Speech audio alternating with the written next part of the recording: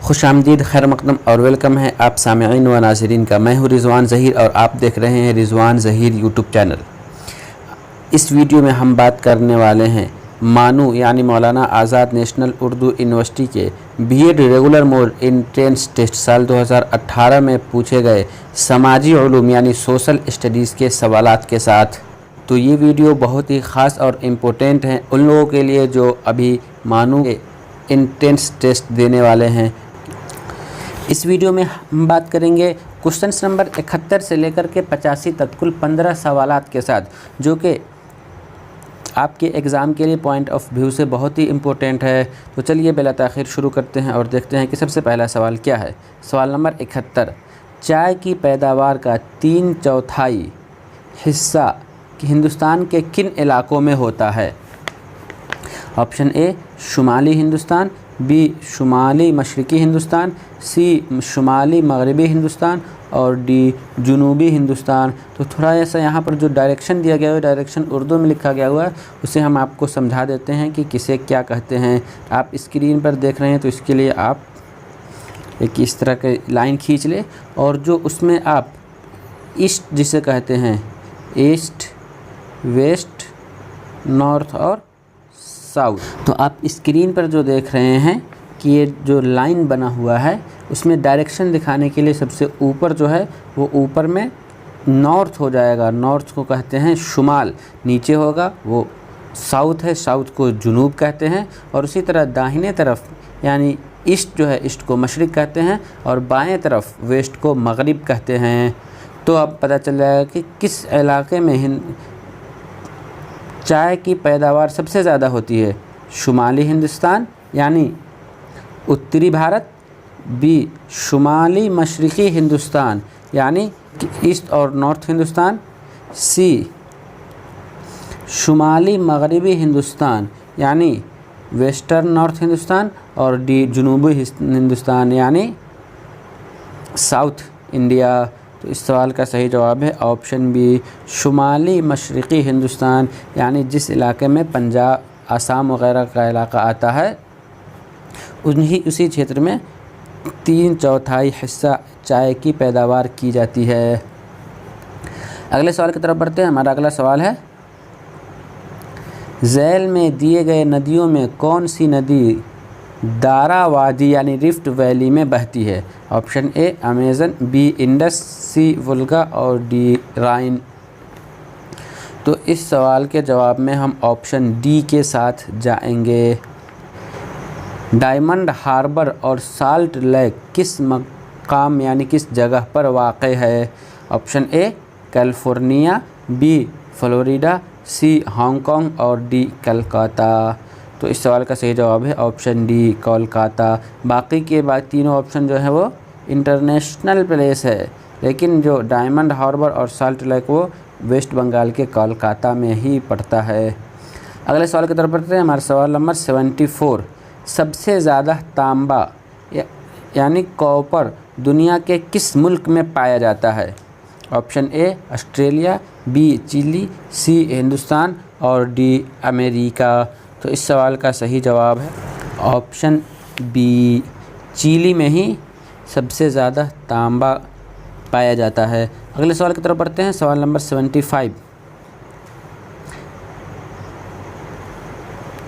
Stainless steel को तैयार करने में लोहा यानी आयरन के साथ इस्तेमाल होने वाली सबसे अहम धातु यानी मेटल कौन सी होती है?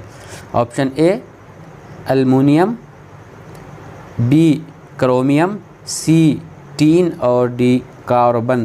तो इस सवाल का सही जवाब है ऑप्शन बी क्रोमियम, यानी स्टेनलेस स्टील को तैयार करने में सबसे ज़्यादा इस्तेमाल क्रोमियम धातु का होता है। अगले सवाल की तरफ बढ़ते हैं। Central food technological research institute जिसे शॉर्ट में CFTRI कहा जाता है, ये कहाँ वाक़ है? Option A Mysore, B Dehradun, C Nagpur और डी पुरोनाकलम। तो इस सवाल का सही जवाब है ऑप्शन ए मैसूर में ही CFTRI वाक़ है। अगला सवाल है सवाल नंबर 77, हिंदुस्तान में सबसे ज़्यादा बारिश किस मौसम में यानी किस सीज़न में होती है? Option A winter season, B north east monsoon season, C south west monsoon season और डी समर सीज़न। तो इस सवाल का सही जवाब है option C, south west monsoon season में ही सबसे ज़्यादा बारिश होती है। अगले सवाल की तरफ बढ़ते हैं। सवाल नंबर 78, हवा की रफ्तार और सिमत की पैमाइश या नापने के लिए इस्तेमाल में लाए जाने वाले आले को क्या कहते हैं? हवा की रफ्तार यानी स्पीड ऑफ एयर या उसकी डायरेक्शन को मापने के लिए किस आले का इस्तेमाल, किस टूल्स का इस्तेमाल किया जाता है? Option A barometer, C anemometer, C thermometer और D lactometer.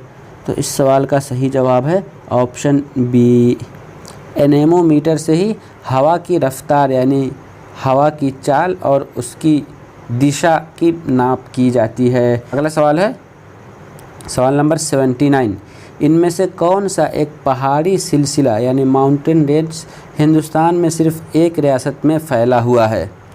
Option A Aravalli, सी सतपुरा, सी अजंता और डी सहादरी। तो इस सवाल का सही जवाब है ऑप्शन सी, यानी अजंता जो पहाड़ी सिलसिला वो सिर्फ़ और सिर्फ महाराष्ट्र में ही है, वो किसी दूसरे स्टेट से नहीं मिलता है। लेकिन बाकी जो तीनों ऑप्शन है वो सिर्फ एक स्टेट तक ही सीमित नहीं हैं। अगले सवाल की तरफ बढ़ते हैं। सवाल नंबर 80, क्वेश्चन पढ़ते हैं। मंदरजा झैल में कौन सही से नहीं मिला हुआ है? यानी इसमें एक रिलेशन बताया गया है, एक दूसरे के साथ इसको पेयर किया गया है और कौन सा पेयर गलत है? ऑप्शन ए ग्लास सनात यानी ग्लास इंडस्ट्री फिरोज़ाबाद, बी पटाखों की सनात यानी पटाखा इंडस्ट्री शिवकाशी, ऑप्शन सी रेशम की सनात यानी सिल्क इंडस्ट्री जो कि कर्नाटक, और ऑप्शन डी सीमेंट की सनात यानी सीमेंट इंडस्ट्री जो कि पटियाला। तो इस सवाल का सही जवाब है ऑप्शन डी, क्योंकि बाकी जो तीन ऑप्शन एक दूसरे से मिल रहे हैं वो सही है और सीमेंट की सनात यानी सीमेंट इंडस्ट्री है जो पटियाला से ताल्लुक़ नहीं रखता है। अगला सवाल है, आज़ादी के बाद ज़बान की बुनियाद पर कायम की गई पहली रियासत यानी आज़ादी के बाद भाषा के आधार पर सबसे पहले कौन सा राज्य बना? Option A Tamil Nadu, B Kerala, C Karnataka और डी आंध्र प्रदेश। तो इस सवाल का सही जवाब है ऑप्शन डी, आंध्र प्रदेश को ही 1956 में भाषा के आधार पर अलग राज्य का दर्जा मिला। अगला सवाल है सवाल नंबर 82, हिंदुस्तानी दस्तूर की किस दफ़ा के तहत सदर जमहूरिया हिंद को मुआख़ज़ यानी इम्पीच किया जा सकता है? यानी आईने हिंद इंडियन कॉन्स्टिट्यूशन के किस आर्टिकल के तहत सदर जमहूरिया यानी प्रेसिडेंट को इम्पीच यानी उस पर उन्हें अपने पद से हटाया जा सकता है या फिर उन पर महाभियोग चलाया जाता है? किस आर्टिकल से? ऑप्शन ए 365, बी 75, सी 76 और डी 61। इस सवाल का सही जवाब ऑप्शन डी 61 हो जाएगा। अगला सवाल है, national capital territory of Delhi यानी दिल्ली एनसीटी के ज़रिए के वज़ीर आला की तकर्रुरी, वज़ीर आला कहते हैं चीफ़ मिनिस्टर यानी मुख्यमंत्री को, वज़ीर आला की तकर्रुरी यानी अपॉइंटमेंट किसके सलाह पर सदर जमहूरिया कहते हैं प्रेसिडेंट को? Option A lieutenant governor Delhi, B speaker Lok Sabha, C नायब सदर जमहूरिया और डी कानून साज असेंबली। तो इस सवाल का सही जवाब है option A lieutenant governor Delhi के ही सलाह पर प्रेसिडेंट वहाँ के सीएम को अपॉइंट करते हैं। और यहाँ जो नायब सदर जमहूरिया देख रहे हैं, नायब सदर जमहूरिया कहते हैं वाइस प्रेसिडेंट को। अगले सवाल की तरफ बढ़ते हैं। सवाल नंबर 84,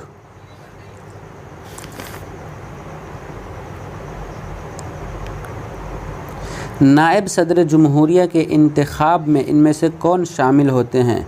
वाइस प्रेसिडेंट के इलेक्शन में कौन शामिल होता है? ऑप्शन ए ईवान ज़ीरी यानी लोकसभा के मेंबरान, बी ईवान बाला यानी राज्यसभा और ईवान ज़ीरी यानी लोकसभा के मुंतखबा मेंबरान, ऑप्शन सी ईवान बाला और ईवान ज़ेरी के मेंबरान, और ऑप्शन डी रियासतों के कानून साज असम्बलियों के मेंबरान।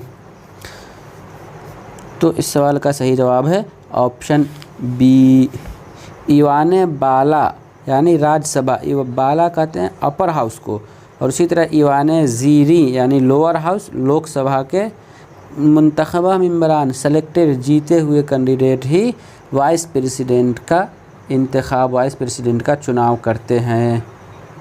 अगले सवाल की तरफ बढ़ते हैं, सवाल नंबर 85 जो कि इस वीडियो का सबसे आखिरी सवाल है। इनमें से किस ईवान में दर्ज फ़हरिस्त ज़ात और दर्ज फ़हरिस्त क़बाइल यानी SC ST के लिए तहफ़्फ़ुज़ात यानी रिज़र्वेशन फ़राहम नहीं किए गए हैं? इंडियन कॉन्स्टिट्यूशन में आईन हिंद में SC ST तबका को रिज़र्वेशन मिला गया हुआ है, लेकिन यहाँ क्वेश्चन पूछा जा रहा है कि नीचे के किस ईवान में, किस हाउस में उन्हें रिज़र्वेशन नहीं मिलता है? ईवान ज़ीरी यानी लोकसभा और ईवान बाला यानी राज्यसभा या फिर कानून साज कौंसिल। तो नीचे गए जोड़ को हमें सही निशान करना है, कौन सही है या गलत है। ऑप्शन ए सिर्फ ए, बी सिर्फ सी यानी सिर्फ कानून साज कौंसिल, या सी बी और सी यानी ऑप्शन बी ईवान बाला और कानून साज कौंसिल दोनों, या फिर ऑप्शन डी ए और सी। तो इस सवाल का सही जवाब है ऑप्शन सी यानी बी और सी दोनों। बी में है ईवान बाला यानी राज्यसभा और कानून साज कौंसिल यानी विधान परिषद।